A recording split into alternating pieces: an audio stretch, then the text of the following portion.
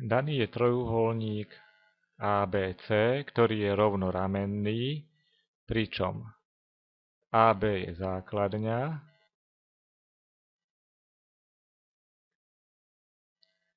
no a AC a BC budú ramená.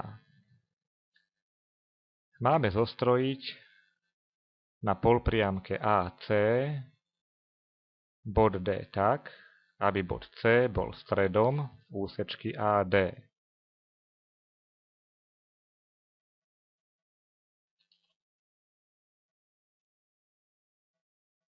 No a máme teraz dokázať, že trojuholník ABD bude pravouhlý s pravým uhlom pri vrchole B.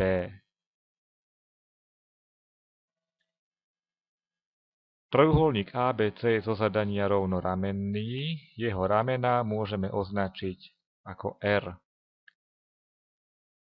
Bod D sme zostrojili na polpriamke AC tak, aby bod C bol stredom úsečky AD, takže úsečka CD má rovnakú dĺžku ako úsečka AC. Teraz si môžeme predstaviť, že bod C je vlastne stredom kružnice s polomerom R.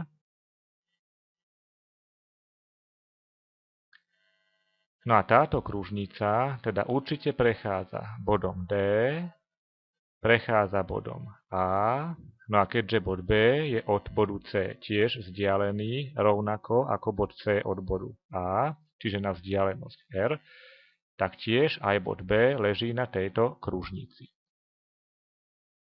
AD je vlastne priemerom tejto kružnice, takže kružnica, o ktorej hovoríme, je vlastne Thalesová kružnica, no a bod B je bod, ktorý leží na Thalesovej kružnici. No a ako vieme, tak Thalesová kružnica je vlastne množina vrcholov všetkých pravých uhlov zostrojených nad priemerom AD. Takže z toho vyplýva, že naozaj uhol ABD musí byť pravý, pretože bod B je vlastne vrcholom pravého uhla zostrojeného nad priemerom AD v Thalesovej kružnici.